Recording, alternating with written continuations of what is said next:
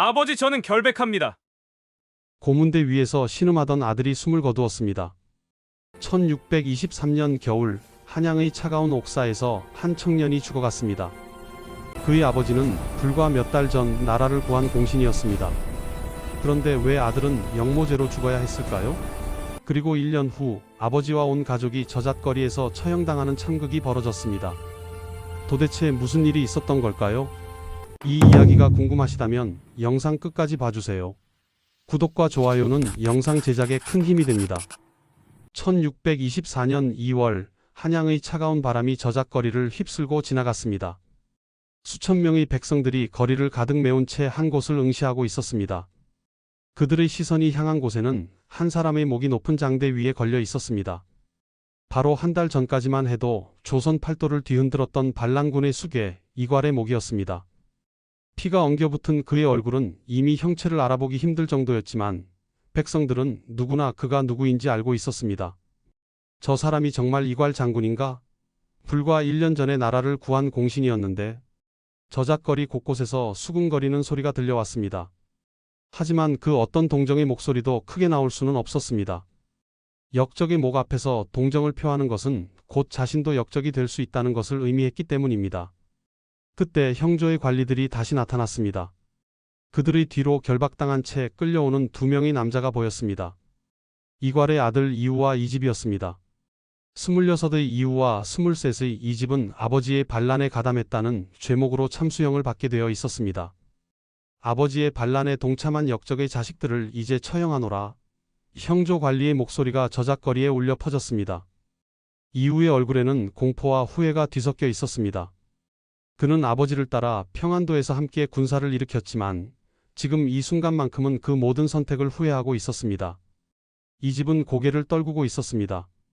그는 아버지의 거사 소식을 듣고 합류했지만 도망치다 붙잡혔습니다. 어머니, 동생들 미안합니다.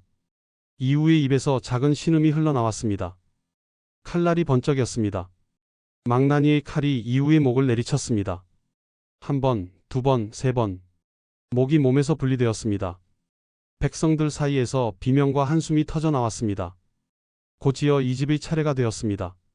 23의 젊은이는 눈을 감은 채 마지막 순간을 맞이했습니다. 다시 칼날이 번쩍이고 또 한 명의 목이 떨어졌습니다. 이제 저잣거리의 장대 위에는 세 개의 목이 나란히 걸렸습니다. 아버지와 두 아들의 목이었습니다. 삼족을 멸한다. 형조 관리가 다시 외쳤습니다. 역적 이괄의 삼족을 모두 멸하여 후세의 경계로 삼을지어다. 그의 선언이 끝나자마자 이괄의 처첩들과 어린 자녀들이 끌려 나왔습니다. 그들의 옷은 이미 천한 노비의 옷으로 바뀌어 있었습니다. 이괄의 본처는 눈물도 흘리지 못한 채 멍하니 서 있었습니다. 그녀의 옆에는 10살도 채 되지 않아 보이는 어린 딸이 떨고 있었습니다. 어머니, 오빠들이, 아버지가. 어린 소녀의 목소리는 공포로 가득 차 있었습니다. 조용히 하거라. 이제 우리는 노비다다. 노비는 말이 없어야 한다. 본처의 목소리에는 모든 것을 체념한 듯한 무기력함이 담겨 있었습니다. 대대로 전주 이씨 양반 가문의 부인으로 살아온 그녀는 이제 천한 관노비가 되어 평생을 살아가야 했습니다. 그녀의 자식들도 마찬가지였습니다. 태어나면서부터 양반의 자제였던 아이들은 이제 노비의 자식이 되었습니다. 그들의 미래는 이미 정해져 있었습니다. 평생 천한 일을 하며 자유를 박탈당한 채 주인의 명령에 복종하며 살아가야 하는 것입니다. 이괄의 집은 모두 허물어라. 재산은 모두 몰수하라. 관리의 명령이 떨어졌습니다. 이괄이 살던 한양의 큰 저택은 이미 관군에 의해 점령되어 있었습니다. 대문에는 역적의 집이라는 표시가 붙어 있었고 모든 가재도구와 재산은 관에서 압수했습니다. 3대에 걸쳐 모은 재산, 책, 그림, 갑오로 전해오던 물건들이 모두 흩어졌습니다. 저택은 곧 철거될 예정이었습니다. 역적의 집이 그대로 남아있어서는 안 된다는 것이 조정의 뜻이었습니다. 한때 영광스러웠던 가문의 모든 흔적이 지워지고 있었습니다. 백성들은 이 광경을 지켜보며 각자 다른 생각에 잠겼습니다. 어떤 이는 역적의 당연한 최후라고 생각했고 어떤 이는 너무 가혹한 처벌이라고 여겼습니다. 하지만 대부분은 두려움을 느꼈습니다. 불과 1년 전만 해도 나라를 구한 공신이었던 사람이 이렇게 비참하게 끝날 수 있다는 사실이 그들을 두렵게 만들었습니다. 권력이란 것이 참으로 무섭구나. 하루아침에 공신이 역적이 되는구나. 누군가 상상이나 했을까요? 1623년 3월 광해군을 몰아내고 인조를 왕위에 올린 공신 중 하나였던 이괄이 단 1년 만에 이렇게 비참한 최후를 맞이할 줄을 말입니다. 도대체 무슨 일이 있었던 걸까요? 왜 그는 자신이 세운 왕을 배신하고 반란을 일으켰을까요? 그리고 그의 가족들은 왜 이런 참혹한 운명을 맞이해야 했을까요?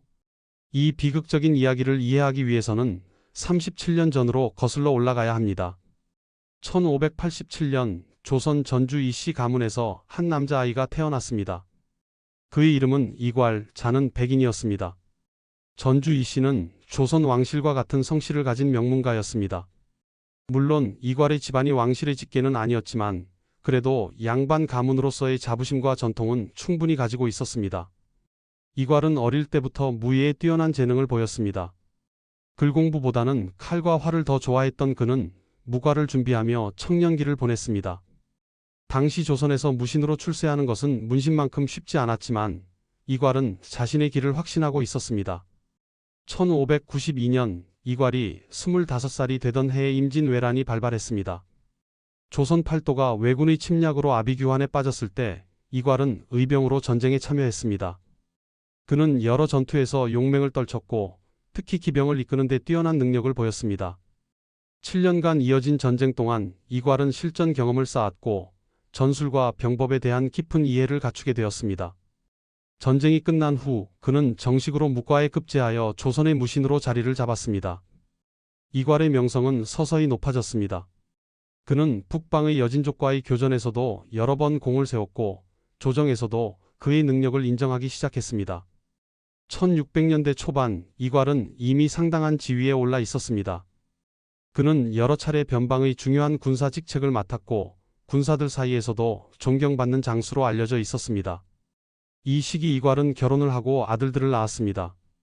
장남 이전, 차남 이후, 삼남 이집이 그들이었습니다. 이괄은 자식들을 엄격하게 키웠습니다.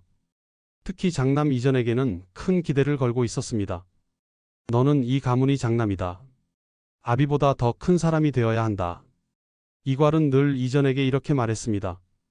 이전은 아버지의 기대에 부응하려 노력했고 무예뿐만 아니라 학문에도 힘썼습니다. 그러나 조선의 정치 상황은 점점 복잡해지고 있었습니다. 광해군이 즉위한 후 조정은 대북파와 서인파의 당쟁으로 혼란스러웠습니다. 광해군은 대북파를 중심으로 정치를 펼쳤고 임목대비를 폐위시키고 영창대군을 죽이는 등 강경한 정책을 폈습니다. 이런 상황에서 많은 신하들이 불만을 품고 있었습니다. 이괄도 광해군의 정치에 완전히 동의하지는 않았지만 그는 무신으로서 자신의 임무에 충실했습니다. 그는 정치보다는 군사 문제에 집중했고 북방의 국경 방어에 힘썼습니다. 하지만 조선의 정치 격변은 곧 그의 운명도 바꾸어 놓게 될 것이었습니다. 1623년 초 비밀스러운 모임들이 한양 곳곳에서 열리고 있었습니다. 서인 세력을 중심으로 광해군을 폐위시키고 능양 군훗날의 인조를 왕위에 올리려는 계획이 진행되고 있었던 것입니다. 이 계획의 핵심 인물들은 김유, 이귀, 김자점 등이었습니다. 하지만 이들에게는 한 가지 큰 문제가 있었습니다. 군사력이 부족했던 것입니다. 아무리 명분이 있어도 실제로 궁궐을 점령하고 광해군을 폐위시키려면 강력한 군사력이 필요했습니다. 이때 이들의 눈에 들어온 사람이 바로 이괄이었습니다. 이괄은 당시 훈련도감의 중요한 직책을 맡고 있었고 군사들 사이에서 큰 영향력을 가지고 있었습니다. 이괄 장군, 이제는 결단을 내려야 할 때입니다. 김유가 이괄을 찾아와 말했습니다. 광해군의 폭정은 더 이상 참을 수 없습니다. 임목대비를 폐위시키고 영창대군을 죽였습니다. 이것이 과연 임금이 할 일입니까? 이괄은 고민에 빠졌습니다. 반정에 참여한다는 것은 목숨을 거는 일이었습니다. 성공하면 공신이 되지만 실패하면 역적이 되어 삼족이 멸문당할 것이었습니다. 하지만 이괄은 결국 반정에 참여하기로 결심했습니다. 그에게도 광해군의 정치가 옳지 않다는 확신이 있었고 무엇보다 이것이 출세할 수 있는 기회라고 생각했습니다. 좋습니다. 함께 하겠습니다. 군사는 제가 맡겠습니다. 이괄의 이 한마디로 반정의 성공 가능성은 크게 높아졌습니다. 1623년 3월 12일 밤 드디어 거사일이 다가왔습니다. 이괄은 자신이 지휘하는 군사들을 이끌고 은밀히 움직였습니다. 그는 훈련도감의 군사들과 함께 창의문 쪽으로 접근했습니다. 창의문은 한양 북쪽의 작은 문으로 경비가 상대적으로 약했습니다. 이괄은 이 점을 정확히 파악하고 있었습니다. 3월 13일 새벽 이괄이 이끄는 군사들이 창의문을 돌파했습니다. 문을 지키던 군사들은 갑작스러운 습격에 제대로 대응하지 못했습니다. 이괄의 군대는 곧바로 궁궐로 향했습니다. 창덕궁에 있던 광해군은 급히 도망쳤고 반정군은 순식간에 궁궐을 장악했습니다. 성공했습니다. 이괄의 외침이 새벽 하늘에 울려 퍼졌습니다. 인조 반정은 단 몇 시간 만에 성공을 거두었습니다. 그리고 그날 능양군은 인조로 즉위했습니다. 이괄은 반정의 1등 공신 중 한 명이 되었습니다. 아니, 적어도 그는 그렇게 될 것이라고 확신했습니다. 1623년 3월 13일 인조 반정이 성공한 그날부터 한양은 새로운 시대를 맞이했습니다. 광해군은 폐위되어 강화도로 유배되었고 능양군이 인조로 즉위했습니다. 반정에 참여한 신하들은 환호했습니다. 그들은 자신들이 나라를 구했다고 믿었고 당연히 그에 합당한 보상을 받을 것이라고 기대했습니다. 이괄 역시 마찬가지였습니다. 그는 반정의 성공에서 자신의 역할이 결정적이었다고 생각했습니다. 군사를 이끌고 창의문을 돌파한 것, 궁궐을 장악한 것, 이 모든 것이 자신의 공이었습니다. 이번에는 분명히 1등 공신이 될 것이다.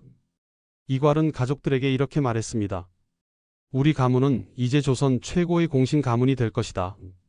하지만 현실은 이괄의 기대와 달랐습니다. 1623년 4월 인조는 반정 공신을 책봉했습니다.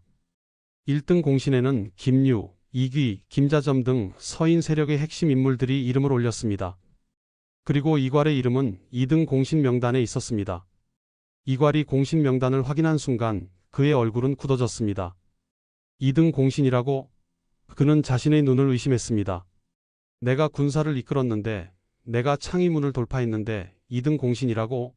이괄의 가슴속에서 분노가 치솟았습니다. 하지만 그는 참았습니다. 겉으로는 공신 책봉을 감사히 받아들이는 척했습니다. 신은 황공하옵니다. 폐하의 은혜에 감사드립니다. 이괄은 인조 앞에 엎드려 절을 했습니다. 하지만 그의 마음속에서는 이미 불만이 자라나고 있었습니다. 공신 책봉식이 끝난 후 이괄은 1등 공신들을 바라보았습니다. 김유, 이귀, 김자점. 그들은 모두 문신들이었습니다. 물론 반정을 계획하고 주도한 것은 그들이었습니다. 하지만 실제로 목숨을 걸고 군사를 이끈 것은 자신이었습니다. 문신들끼리 서로 챙기는구나. 이괄은 쓴 웃음을 지었습니다. 무신은 아무리 공을 세워도 인정받지 못하는구나. 이괄의 주변 사람들도 그의 불만을 이해했습니다. 장군, 너무 부당한 일입니다. 장군의 공이 없었다면 반정은 불가능했을 것입니다. 하지만 이괄은 참고 또 참았습니다. 아직은 때가 아니라고 생각했습니다. 언젠가는 자신의 진가가 인정받을 것이라고 믿었습니다. 그러나 조정의 분위기는 점점 더 이괄에게 불리하게 돌아갔습니다. 1등 공신들은 조정의 요직을 차지했고 막강한 권력을 행사했습니다. 반면 이괄은 상대적으로 소외되었습니다.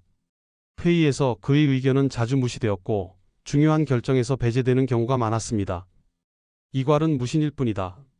군사 문제나 맡기면 된다. 조정 대신들 사이에서 이런 말들이 오갔습니다. 이괄은 이런 소문들을 들었고 그때마다 가슴속에 불만이 쌓여갔습니다. 하지만 그는 여전히 참았습니다. 자신이 무신이기 때문에 이런 대우를 받는 것이라고 스스로를 위로했습니다. 1623년 여름 이괄에게 새로운 임명이 내려졌습니다. 평안도 병사로 임명된 것입니다. 평안도 병사는 중요한 직책이었습니다. 북방의 변방을 지키는 군사 책임자였기 때문입니다. 하지만 이괄에게 이 임명은 좌천처럼 느껴졌습니다. 나를 한양에서 멀리 보내려는 것인가? 이괄은 의심했습니다. 나를 중앙 정치에서 배제하려는 것인가? 실제로 당시 조정의 1등 공신들은 이괄의 영향력이 커지는 것을 경계하고 있었습니다. 이괄은 군사들 사이에서 인기가 높았고 특히 훈련도감의 군사들은 그를 따랐습니다. 이것이 1등 공신들에게는 위협으로 느껴졌습니다. 이괄을 한양에 두면 언젠가 문제가 될 수 있다. 평안도로 보내는 것이 좋겠다. 이런 논의 끝에 이괄의 평안도 병사 임명이 결정된 것입니다. 이괄은 할 수 없이 평안도로 떠났습니다. 떠나기 전 그는 가족들을 모아놓고 말했습니다. 내가 평안도에 가 있는 동안 너희들은 한양에서 잘 지내거라. 특히 이전아, 너는 장남이니 집안을 잘 돌보아야 한다. 27살의 장남 이전은 아버지의 말에 고개를 끄덕였습니다. 아버지, 염려 마십시오. 제가 잘 지키겠습니다. 이괄은 아들의 어깨를 두드려주며 떠났습니다. 그때만 해도 이괄은 이것이 자신과 아들의 마지막 이별이 될 줄 몰랐습니다. 평안도로 부임한 이괄은 군사훈련과 변방 방어에 전념했습니다. 그는 자신의 불만을 일로 풀었습니다. 군사들을 엄격하게 훈련시키고 여진족의 침입에 대비했습니다. 평안도의 군사들은 이괄의 지휘력과 리더십에 감복했습니다. 이괄 장군은 정말 훌륭한 분이시다. 우리 같은 군사들의 고충을 이해해 주신다. 군사들 사이에서 이괄의 인기는 날로 높아졌습니다. 하지만 이괄의 마음속 불만은 사라지지 않았습니다. 밤마다 그는 한양을 생각했습니다. 나는 여기서 무엇을 하고 있는가? 1등 공신들은 한양에서 권력을 누리는데 나는 변방에서 이렇게 지내야 하는가? 참고 또 참았지만 불만은 계속 쌓여만 갔습니다. 1623년 가을 한양에서 충격적인 소식이 전해졌습니다. 이괄의 장남 이전이 영모 혐의로 체포되었다는 것입니다. 무슨 소리인가? 내 아들이 영모를? 이괄은 믿을 수 없었습니다. 급히 한양으로 사람을 보내 상황을 파악했습니다. 전해진 소식은 더욱 충격적이었습니다. 이전은 일부 불만 세력들과 접촉했다는 이유로 영모 혐의를 받고 있었고 이미 국문이 시작되었다는 것입니다. 이것은 나를 겨냥한 것이다. 이괄은 직감했습니다. 1등 공신들이 나를 제거하려고 내 아들을 희생양으로 삼는 것이다. 이괄은 즉시 한양으로 돌아가려 했지만 조정에서는 평안도를 떠나지 말라는 명령을 내렸습니다. 평안도 병사는 직책을 이탈해서는 안 된다. 이괄은 발이 묶인 채 한양의 소식만 기다릴 수밖에 없었습니다. 1623년 12월 한양의 겨울은 유난히 추웠습니다. 의금부 옥사에 갇힌 이전은 추위와 고통에 떨고 있었습니다. 27살의 청년은 불과 며칠 사이에 초췌한 모습으로 변해 있었습니다. 영모 혐의를 받은 그는 연일 가혹한 국문을 받아야 했습니다. 네가 모반을 계획했다는 증거가 있다. 자백하라. 국문관들이 소리쳤습니다. 소인은 결백합니다. 소인은 그 어떤 모반과도 관련이 없습니다. 이전은 필사적으로 부인했습니다. 하지만 국문관들은 그의 말을 믿지 않았습니다. 내 아버지 이괄이 조정에 불만을 품고 있다는 것을 우리는 안다. 그리고 너는 내 아버지의 뜻을 받들어 영모를 꾸민 것이다. 아닙니다. 아버지는 충신이시고 소인도 역시. 이전의 변명은 매질 소리에 묻혀버렸습니다. 고문이 시작되었습니다. 조선시대의 국문은 잔혹하기로 유명했습니다. 특히 영모죄는 가장 중대한 죄였기 때문에 국문도 더욱 가혹했습니다. 이전의 다리에 형틀이 끼워졌습니다. 으윽. 뼈가 부서지는 듯한 고통에 이전은 신음했습니다. 자백하라. 누가 너와 함께 모반을 계획했느냐? 소인은 정말 모릅니다. 이전의 목소리는 점점 약해졌습니다. 며칠이 지나도 이전은 자백하지 않았습니다. 그는 정말로 영모와 관련이 없었기 때문입니다. 하지만 국문관들은 그를 믿지 않았습니다. 더 강하게 문초하라. 명령이 떨어졌습니다. 고문은 더욱 심해졌습니다. 이전의 몸은 상처투성이가 되었습니다. 그는 물도 제대로 마시지 못했고 음식도 거의 먹지 못했습니다. 추운 겨울 차가운 옥사 바닥에서 그는 서서히 죽어가고 있었습니다. 아버지, 소인은 정말 결백합니다. 이전은 의식이 흐려지는 가운데에도 계속 자신의 결백을 주장했습니다. 하지만 아무도 그의 말을 들어주지 않았습니다. 옥사를 지키는 하급 관리들조차 동정의 눈빛을 보내지 않았습니다. 영모 죄인에게 동정을 보이는 것은 자신도 위험해질 수 있는 일이었기 때문입니다. 1623년 12월 어느 날 밤, 이전은 더 이상 버틸 수 없었습니다. 고문으로 인한 상처, 추위, 그리고 굶주림이 그의 몸을 망가뜨렸습니다. 어머니, 동생들, 죄송합니다. 이전의 마지막 말이었습니다. 그의 숨이 점점 약해지더니 결국 멈추었습니다. 27살의 젊은 나이에 이전은 옥사에서 죽었습니다. 다음 날 아침, 옥리가 이전의 시신을 발견했습니다. 죽었습니다. 담담한 보고였습니다. 영모 죄인의 죽음은 특별한 일이 아니었습니다. 이전의 시신은 허름한 거적으로 덮여 가족에게 전달되었습니다. 한양에 있던 이괄의 아내는 아들의 시신을 받아들고 통곡했습니다. 이전아, 내 아들아. 그녀의 울음소리가 집안을 가득 채웠습니다. 차남 이우와 삼남 이집도 형의 시신 앞에서 눈물을 흘렸습니다. 형님, 형님은 아무 잘못도 없으셨는데. 이우는 주먹을 불끈 쥐었습니다. 이것은 부당합니다. 형님은 결백하셨습니다. 하지만 그들은 아무것도 할 수 없었습니다. 영모죄인의 가족이라는 낙인이 이미 그들에게 찍혀 있었기 때문입니다. 이전의 장례는 조촐하게 치러졌습니다. 영모죄인은 제대로 된 장례를 치를 수도 없었습니다. 그의 묘는 한양 외곽의 허름한 곳에 만들어졌습니다.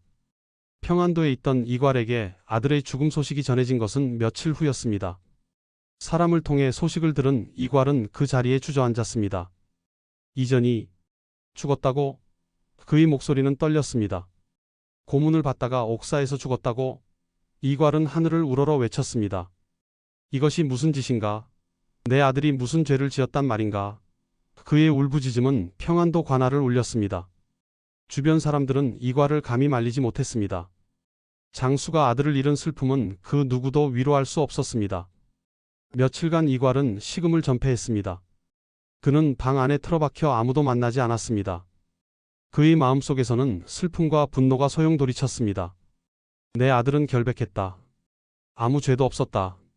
하지만 그들은 내 아들을 죽였다. 왜? 나를 겨냥하기 위해서다. 1등 공신들은 나를 두려워했다. 그래서 내 아들을 희생양으로 삼은 것이다. 이괄의 머릿속에서 생각들이 끝없이 맴돌았습니다. 그리고 그 생각들은 점점 한 가지 결론으로 모아지고 있었습니다. 나는 더 이상 참을 수 없다. 내 아들의 원한을 갚아야 한다. 그들에게 복수해야 한다. 이괄은 며칠 후 다시 모습을 드러냈습니다. 하지만 그의 눈빛은 이전과 달랐습니다. 차갑고 날카로운 눈빛이었습니다. 그는 다시 군사훈련을 지휘하기 시작했습니다. 하지만 이제 그의 목적은 달라져 있었습니다. 군사들을 훈련시키는 것은 변방을 지키기 위해서가 아니었습니다.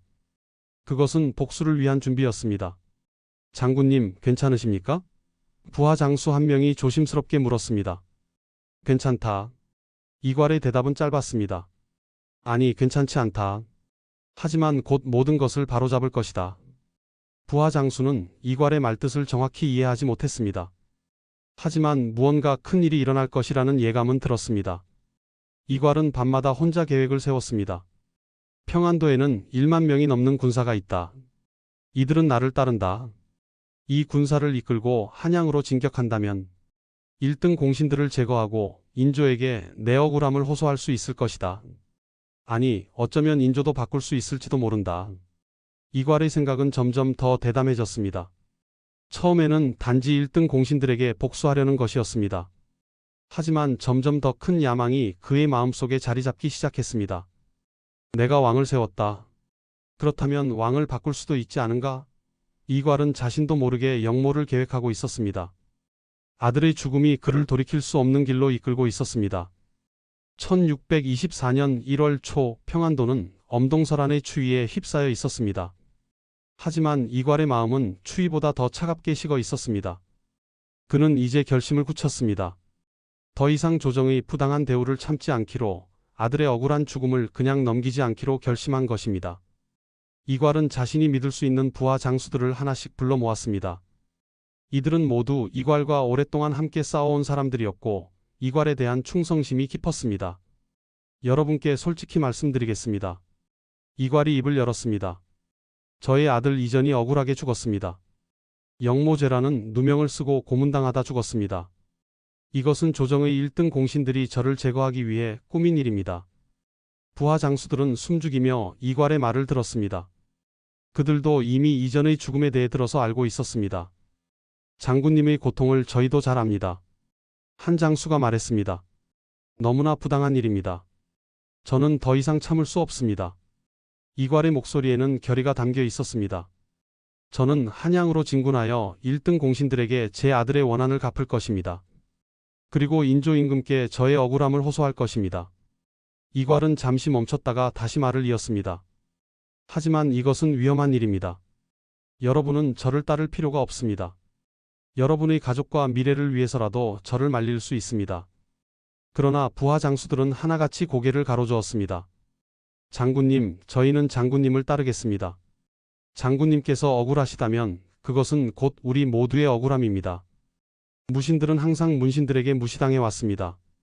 이제는 우리의 목소리를 내야 할 때입니다. 부하 장수들의 말에 이괄은 고개를 끄덕였습니다. 고맙습니다. 여러분의 충성을 잊지 않겠습니다. 이렇게 해서 반란의 핵심 세력이 형성되었습니다. 이괄과 그의 부하 장수들은 은밀히 거사를 준비하기 시작했습니다. 가장 먼저 해야 할 일은 군사를 모으는 것이었습니다. 평안도 병사 직책을 맡고 있던 이괄은 명목상으로는 약 1만 2천 명의 군사를 지휘할 수 있었습니다. 하지만 실제로 이들을 모두 동원하려면 명분이 필요했습니다. 여진족의 대규모 침입에 대비한다는 명목으로 군사를 소집하십시오. 한 부하가 제안했습니다. 좋은 생각입니다. 이괄은 동의했습니다. 이괄은 평안도 전역에 군사 소집령을 내렸습니다. 여진족이 대규모로 침입할 조짐이 보인다. 모든 군사는 영변으로 집결하라. 명령이 떨어지자 평안도의 군사들이 속속 영변으로 모여들기 시작했습니다. 군사들은 이괄을 신뢰했습니다. 그는 군사들을 아끼고 그들의 고충을 이해해주는 장수였습니다. 또한 실전 경험이 풍부하고 전술에 능했기 때문에 군사들은 그를 따르는 것을 자랑스럽게 여겼습니다. 이괄 장군님께서 우리를 이끄신다면 두려울 것이 없다. 장군님은 임진왜란 때부터 싸우신 분이시다. 군사들 사이에서 이런 말들이 오갔습니다. 며칠 사이에 약 1만 명이 넘는 군사가 영변에 집결했습니다. 이제 이괄에게는 강력한 군사력이 생긴 것입니다. 다음으로 이괄은 군사들에게 진실을 알려야 했습니다. 단순히 여진족과 싸우는 것이 아니라 한양으로 진군한다는 사실을 말해야 했습니다. 1624년 1월 20일 이괄은 집결한 군사들 앞에 섰습니다. 수천 명의 군사들이 그를 바라보고 있었습니다. 장병 여러분, 이괄의 목소리가 울려 퍼졌습니다. 오늘 여러분께 중요한 말씀을 드리겠습니다. 우리는 여진족과 싸우러 가는 것이 아닙니다. 군사들 사이에서 웅성거림이 일었습니다. 우리는 한양으로 진군할 것입니다. 이괄의 선언에 군사들은 놀라움을 감추지 못했습니다. 여러분 들으십시오. 이괄은 계속 말했습니다. 조정의 간신들이 나라를 좀먹고 있습니다. 충신을 모함하고 무고한 사람을 죽이고 있습니다. 제 아들 이전도 그들의 음모로 억울하게 죽었습니다. 이괄의 목소리는 떨렸습니다. 우리는 이런 간신들을 제거하고 임금께 진실을 알려야 합니다. 이것은 영모가 아닙니다. 이것은 나라를 바로잡는 일입니다. 이괄의 연설은 군사들의 마음을 움직였습니다. 많은 군사들이 고개를 끄덕였습니다. 그들 중 상당수도 조정의 문신들에 대해 불만을 품고 있었기 때문입니다. 이괄 장군을 따르겠습니다. 장군님과 함께 한양으로 가겠습니다. 군사들의 함성이 터져 나왔습니다. 물론 모든 군사가 찬성한 것은 아니었습니다. 일부 군사들은 이것이 잘못된 일이라고 생각했습니다. 하지만 대세는 이미 기울어져 있었고 반대하는 목소리는 묻혀버렸습니다. 이괄은 군사들의 사기를 더욱 높이기 위해 약속했습니다. 한양에 입성하면 여러분 모두에게 큰 상을 내릴 것입니다. 땅과 재물 그리고 벼슬을 받게 될 것입니다. 이 약속에 군사들은 더욱 흥분했습니다. 가난한 평민 출신의 군사들에게 이것은 일생일대의 기회처럼 보였습니다. 거사일이 정해졌습니다. 1624년 1월 24일 음력으로는 인조 2년 정월 초하루였습니다. 이괄은 이날을 선택한 데에는 이유가 있었습니다. 정월 초하루는 새해의 첫날로 조정에서는 각종 의례와 행사로 분주할 것이었습니다. 또한 겨울이라 군사 이동이 어렵기 때문에 조정에서는 반란을 예상하지 못할 것이라고 판단했습니다. 모든 준비는 끝났습니다. 부하 장수가 보고했습니다. 군량과 무기도 충분히 확보했습니다. 좋습니다. 이괄은 고개를 끄덕였습니다. 이제 단 한 가지만 남았습니다. 거사를 앞둔 마지막 밤 이괄은 혼자 있었습니다. 그는 아들 이전을 생각했습니다. 이전아, 아비가 내 원한을 갚아주마. 그리고 다른 아들들을 생각했습니다. 이후 이 집 너희들도 곧 아비를 따라오너라. 우리는 함께 새 세상을 만들 것이다. 이괄은 이미 한양에 있는 아들들에게도 연락을 보냈습니다. 거사가 시작되면 한양에서 합류하라는 내용이었습니다. 이괄은 또한 인조를 생각했습니다. 전하, 신은 전하를 배신하는 것이 아닙니다. 신은 단지 간신들을 제거하려는 것입니다. 하지만 이괄 자신도 알고 있었습니다. 이것이 변명에 불과하다는 것을. 군사를 이끌고 한양으로 진군하는 것은 그것이 무슨 명분이든 반란이었습니다. 이제 돌이킬 수 없다. 이괄은 중얼거렸습니다. 내일 해가 뜨면 나는 역적이 되거나 새로운 권력자가 되거나 둘 중 하나다. 그는 마지막으로 하늘을 올려다보았습니다. 겨울밤 하늘에는 별들이 총총히 빛나고 있었습니다. 부디 내 선택이 옳은 것이기를. 이괄의 기도는 차가운 밤바람에 흩어져 갔습니다. 1624년 1월 24일 새벽 평안도 영변의 차가운 공기를 가르며 북소리가 울려 퍼졌습니다. 이괄의 반란군이 마침내 출발하는 순간이었습니다. 약 1만 2천 명의 군사들이 정렬해 있었고 그들의 눈빛에는 기대와 불안이 뒤섞여 있었습니다. 이괄은 말 위에 올라 군사들을 내려다보았습니다. 57세의 노장은 여전히 늠름한 모습이었습니다. 장병 여러분, 이괄의 목소리가 새벽 공기를 가르며 퍼져나갔습니다. 오늘 우리는 역사를 바꾸는 행군을 시작합니다. 우리는 간신을 제거하고 나라를 바로잡을 것입니다. 우리의 행동은 정의롭고 우리의 명분은 분명합니다. 군사들이 함성을 질렀습니다. 만세, 만세, 만세. 그 함성 소리는 영변 전체를 흔들었습니다. 반란군은 영변을 떠나 남쪽으로 향했습니다. 이괄의 계획은 명확했습니다. 최대한 빠르게 한양으로 진군하여 조정이 제대로 대응하기 전에 수도를 점령하는 것이었습니다. 반란군은 빠른 속도로 이동했습니다. 이괄은 임진왜란과 수많은 전투를 경험한 노련한 장수답게 군사 이동을 효율적으로 지휘했습니다.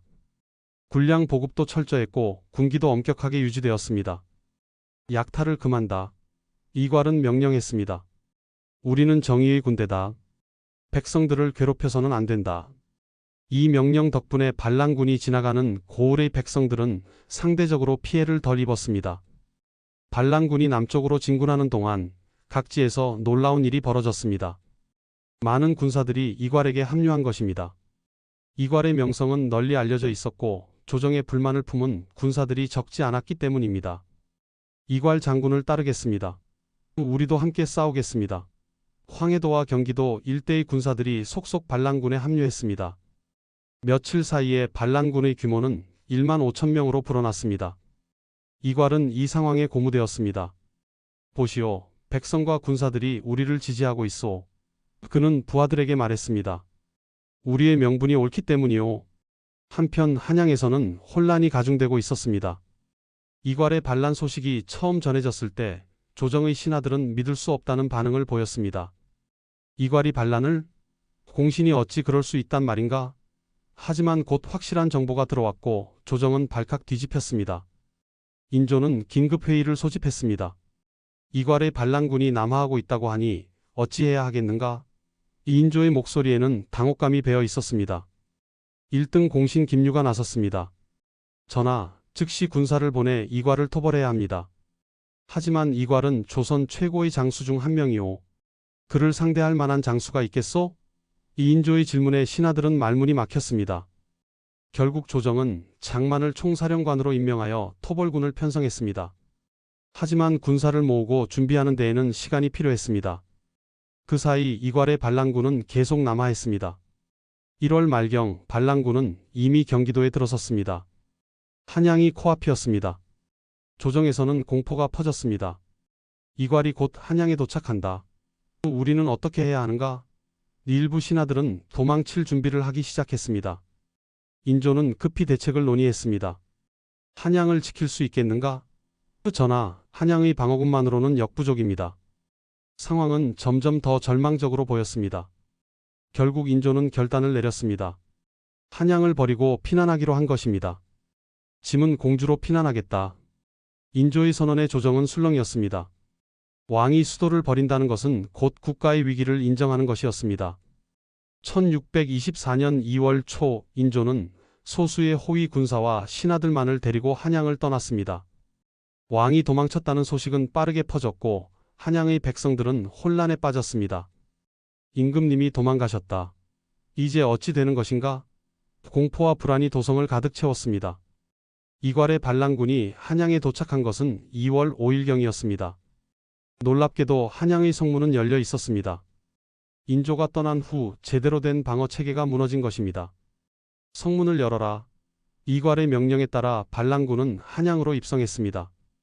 거리에는 백성들이 숨죽인 채 지켜보고 있었습니다. 이괄은 군기를 엄정히 하여 약탈을 금지했습니다. 우리는 정의의 군대다. 백성을 해쳐서는 안 된다. 이 조치 덕분에 한양의 백성들은 큰 피해를 입지 않았습니다.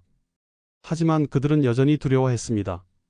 반란군이 수도를 점령했다는 사실 자체가 충격이었기 때문입니다. 이괄은 곧바로 궁궐로 향했습니다. 창덕궁에 들어선 그는 빈 어좌를 바라보았습니다. 인조가 도망갔구나. 이괄은 씁쓸하게 웃었습니다. 내가 왕위에 올린 사람이 나를 두려워하여 도망쳤구나. 이괄은 잠시 어좌 앞에 서 있었습니다. 부하 장수들은 숨죽이며 그를 지켜보았습니다. 장군님, 이제 어찌하시겠습니까? 한 장수가 조심스럽게 물었습니다. 이괄은 대답하지 않았습니다. 그는 무엇을 생각하고 있었을까요? 자신이 왕위에 오를 것을 상상했을까요? 아니면 인조에게 자신의 억울함을 호소할 기회를 놓친 것을 후회했을까요? 한양을 점령한 후 이괄은 한 가지 조치를 취했습니다. 인조의 둘째 형인 흥왕군을 옹립하려 한 것입니다. 흥왕군은 인조와 달리 권력욕이 없는 인물로 알려져 있었습니다. 이괄은 흥왕군을 왕으로 세우고 자신이 실권을 장악하려는 계획을 세웠습니다. 흥왕군을 모셔오라. 이괄의 명령이 떨어졌습니다. 하지만 흥왕군은 이를 거부했습니다. 나는 역적의 괴뢰가 될 수 없다. 흥왕군의 단호한 거절에 이괄은 당황했습니다. 명분을 얻으려던 계획이 틀어진 것입니다. 이괄이 한양을 점령했다는 소식은 전국에 퍼졌습니다. 일부 지방에서는 이괄을 지지하는 움직임도 있었습니다. 하지만 대부분의 조정 신하들과 양반들은 이괄을 역적으로 규정했습니다. 이괄은 반역자다. 그를 토벌해야 한다. 각지에서 근황군이 조직되기 시작했습니다. 공주로 피난한 인조도 토벌군을 계속 보냈습니다. 장만이 이끄는 관군과 각지의 근황군이 속속 한양을 향해 모여들었습니다. 이괄의 짧은 승리는 곧 위기로 바뀌기 시작했습니다. 한양에 있던 이괄의 아들 이우와 이집은 아버지에게 합류했습니다. 아버지, 이우가 달려와 절을 했습니다. 아들이 늦었습니다. 늦지 않았다. 이괄은 아들의 어깨를 두드렸습니다. 너희들이 와주어 든든하구나. 이집도 아버지에게 절을 했습니다. 아버지, 형님의 원수를 갚을 수 있게 되었습니다. 그래, 우리는 이전의 원한을 갚을 것이다. 이괄은 두 아들을 바라보며 말했습니다. 하지만 그의 눈빛 어딘가에는 불안이 서려 있었습니다. 그는 이미 알고 있었습니다. 이것이 쉬운 싸움이 아니라는 것을, 그리고 어쩌면 이것이 자신과 아들들의 마지막이 될 수도 있다는 것을. 한양을 점령한 이괄의 반란군이지만 그들의 상황은 결코 안정적이지 않았습니다. 매일같이 불리한 소식들이 들려왔습니다. 전하, 충주에서 관군이 집결하고 있습니다. 각지에서 근황군이 모여들고 있습니다. 전라도와 경상도에서도 군사를 보내고 있습니다. 부하들의 보고를 들으며 이괄은 점점 초조해졌습니다. 그는 한양을 점령하면 대세가 결정될 것이라고 생각했습니다. 하지만 현실은 달랐습니다. 조정의 신하들은 대부분 인조를 따라 공주로 갔고 백성들도 이괄을 진정한 왕으로 인정하지 않았습니다. 더욱이 흥왕군이 왕위를 거부하면서 이괄은 명분마저 잃었습니다. 반란군 내부에서도 동요가 시작되었습니다. 처음에는 이괄의 말에 고무되어 함께했던 군사들이지만 막상 한양을 점령하고 나니 앞날이 불투명해 보였습니다. 우리가 정말 이길 수 있을까? 전국의 군사가 우리를 토벌하러 온다는데. 군사들 사이에서 불안한 소문이 돌았습니다. 일부 군사들은 몰래 한양을 빠져나가기 시작했습니다. 탈영자의 수가 하루가 다르게 늘어났습니다. 이괄은 군기를 바로잡으려 했지만 쉽지 않았습니다. 탈영자는 엄벌에 처한다. 명령을 내렸지만 그것만으로는 사태를 막을 수 없었습니다. 2월 중순 드디어 관군과의 본격적인 전투가 시작되었습니다. 장만이 이끄는 토벌군이 한양 근처까지 접근한 것입니다. 이괄은 직접 군사를 이끌고 나가 맞서 싸웠습니다. 그는 여전히 뛰어난 장수였고 초반 몇 차례 전투에서는 승리를 거두었습니다. 우리가 이겼다. 반란군은 환호했습니다. 하지만 승리는 오래가지 못했습니다. 관군은 계속해서 증원군을 보냈고 반란군은 점점 지쳐갔습니다. 보급도 문제였습니다. 한양에 있는 식량과 무기는 한정되어 있었고 새로운 보급선을 확보하기도 어려웠습니다. 2월 말경 상황은 급격히 악화되었습니다. 관군이 한양을 포위하기 시작한 것입니다. 사방에서 토벌군이 몰려들었고 반란군은 점점 더 고립되었습니다. 전하, 이제 한양에서 철수하셔야 합니다. 부하 장수가 급히 건의했습니다. 한양에 갇혀 있으면 우리는 전멸할 것입니다. 이괄은 고민에 빠졌습니다. 한양을 버리고 도망친다는 것은 패배를 인정하는 것이었습니다. 하지만 여기서 버티다가는 정말로 전멸할 수도 있었습니다. 철수한다. 이괄은 결국 결정을 내렸습니다. 우리는 평안도로 돌아간다. 그곳에서 제기를 도모한다. 2월 10일 이괄의 반란군은 한양을 버리고 북쪽으로 퇴각하기 시작했습니다. 하지만 퇴각은 혼란스러웠습니다. 관군의 추격이 거세었고 반란군은 계속 패배했습니다. 군사들의 사기는 바닥까지 떨어졌습니다. 이제 끝이다. 우리는 모두 죽을 것이다. 절망이 군대 전체를 뒤덮었습니다. 많은 군사들이 도망쳤고 어떤 이들은 아예 관군에 항복했습니다. 1만 5천 명이었던 반란군은 불과 며칠 사이에 수천 명으로 줄어들었습니다. 2월 12일 이괄의 반란군은 이천 부근까지 후퇴했습니다. 이제 남은 군사는 3천 명도 채 되지 않았습니다. 관군의 추격은 계속되었고 반란군은 더 이상 제대로 싸울 수조차 없었습니다. 아버지, 이제 어찌하시겠습니까? 아들 이유가 물었습니다. 이괄은 대답하지 않았습니다. 그의 얼굴에는 피로와 절망이 가득했습니다. 57세의 노장은 지쳐 있었습니다. 한 달간의 반란, 그리고 끝없는 전투와 퇴각이 그를 망가뜨렸습니다. 형님의 원수를 갚지 못했습니다. 이집이 비통하게 말했습니다. 우리는 실패했습니다. 2월 13일 아침 이천 부근의 작은 마을에서 이괄과 남은 부하들은 막사에 모여 있었습니다.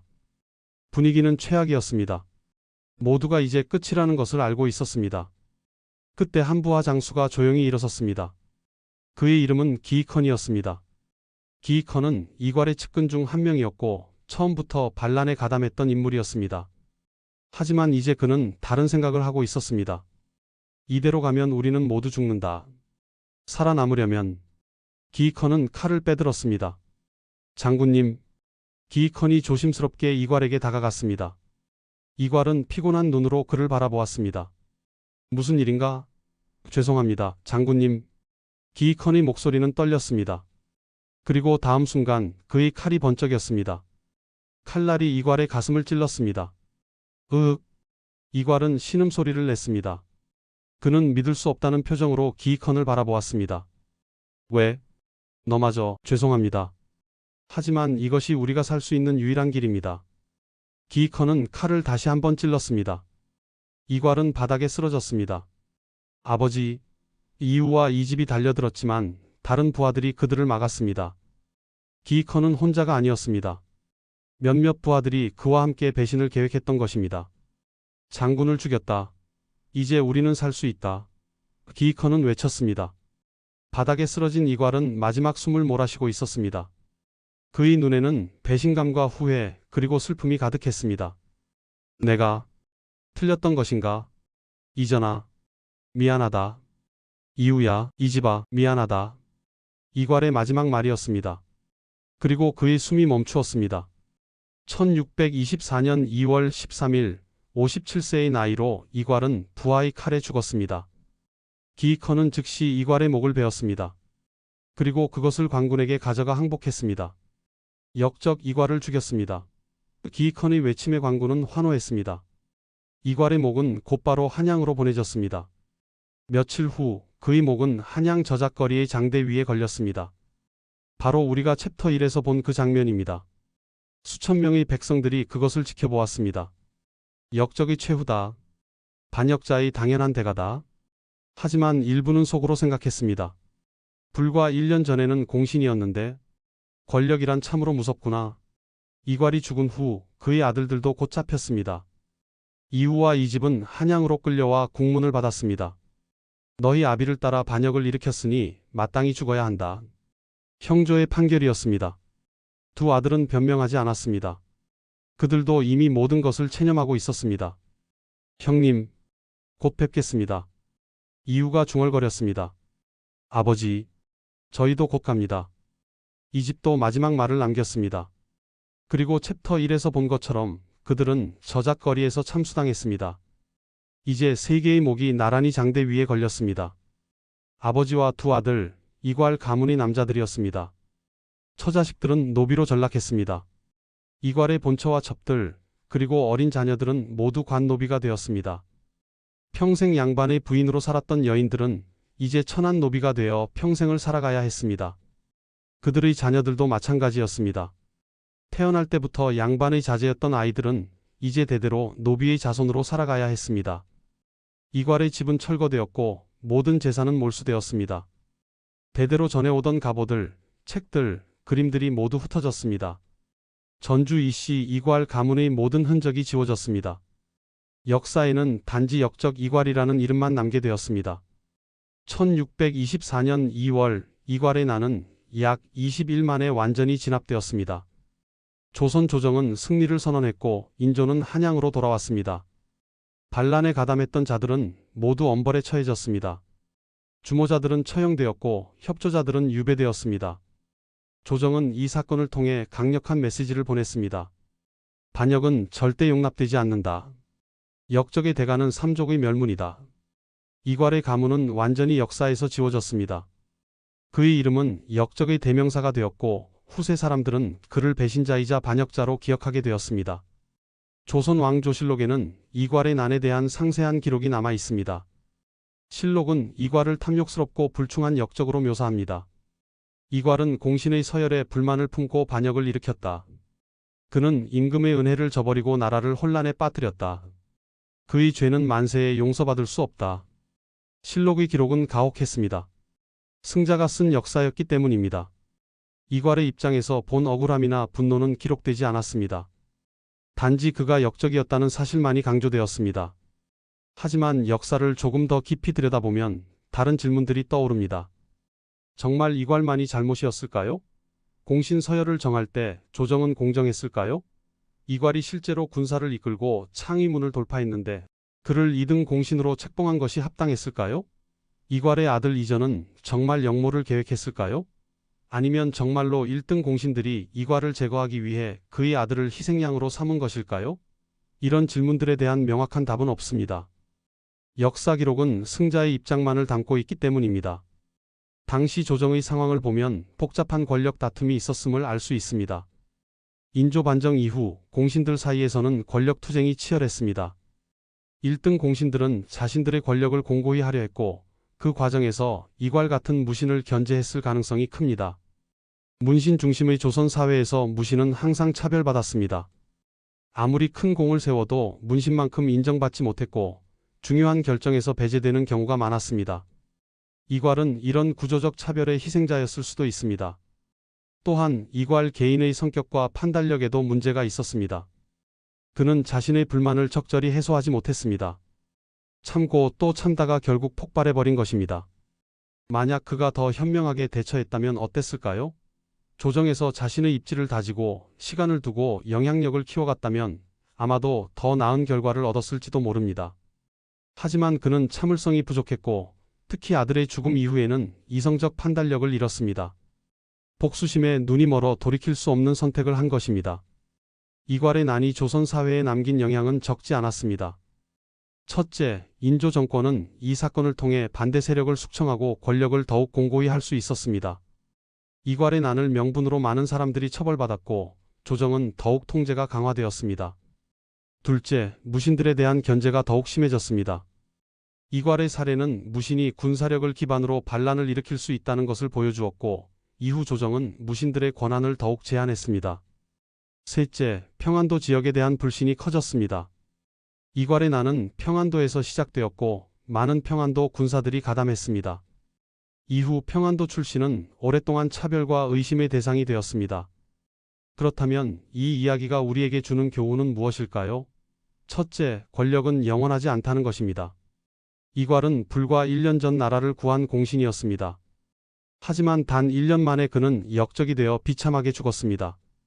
권력의 정점에 있을 때조차 그것은 언제든 무너질 수 있습니다.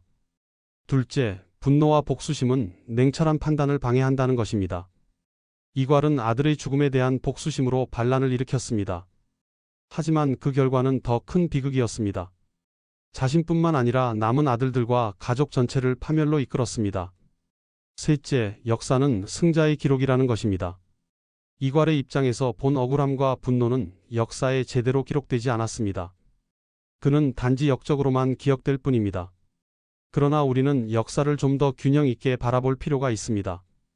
이괄을 단순히 역적으로만 볼 것인가, 아니면 시대의 희생자로도 볼 것인가? 그의 반란이 정당화될 수는 없지만 그가 느꼈을 억울함과 분노를 이해할 수는 있습니다. 아들이 억울하게 죽었을 때 아버지의 심정은 어땠을까요? 자신이 세운 왕으로부터 배신당했다고 느꼈을 때 그의 마음은 어땠을까요? 이런 인간적인 감정들을 이해할 때 우리는 역사를 더 깊이 이해할 수 있습니다. 이괄의 난은 또한 권력의 본질에 대해 생각하게 합니다. 인조 반정 자체가 폭력을 통한 권력 장악이었습니다. 광해군을 폐위시키고 인조를 왕위에 올린 것은 법적으로 보면 역모였습니다.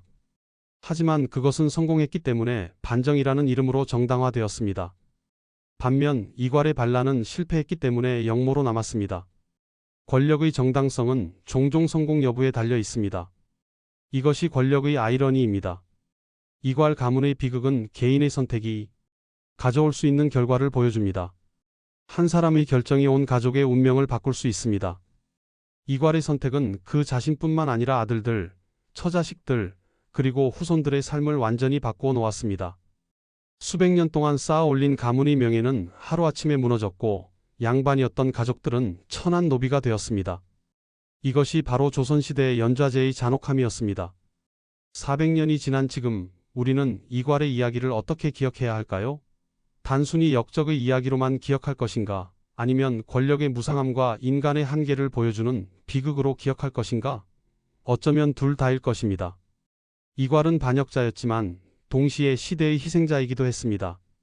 그의 선택은 잘못되었지만 그가 느낀 억울함은 이해할 수 있습니다. 역사는 흑백 논리로 재단할 수 없습니다. 그것은 복잡한 인간 드라마이고 우리는 그 복잡성을 인정해야 합니다. 이괄의 난은 조선 역사에서 중요한 사건으로 기록되었습니다. 그것은 인조 정권 초기의 불안정성을 보여주었고 공신들 간의 권력 다툼이 얼마나 치열했는지를 드러냈습니다. 또한 그것은 조선의 정치 구조, 특히 문신과 무신 간의 갈등, 연좌제의 잔혹함, 그리고 권력의 본질에 대해 많은 것을 생각하게 합니다. 이괄 가문의 비극은 단순히 한 가족의 이야기가 아닙니다. 그것은 조선 사회 전체의 문제점을 반영하는 거울이었습니다. 지금까지 이괄 가문의 비극적인 이야기를 들려드렸습니다. 공신에서 역적이 된 한 남자, 그리고 그의 선택으로 인해 삼족이 멸문당한 가족의 이야기였습니다. 이 이야기가 여러분께 권력의 무상함, 선택의 중요성, 그리고 역사를 바라보는 균형 잡힌 시각에 대해 생각해 볼 기회가 되었기를 바랍니다. 역사는 과거의 이야기지만 그 속에는 현재를 사는 우리에게도 유효한 교훈이 담겨 있습니다. 구독과 좋아요 부탁드리며 다음에 또 다른 역사 이야기로 찾아뵙겠습니다. 감사합니다.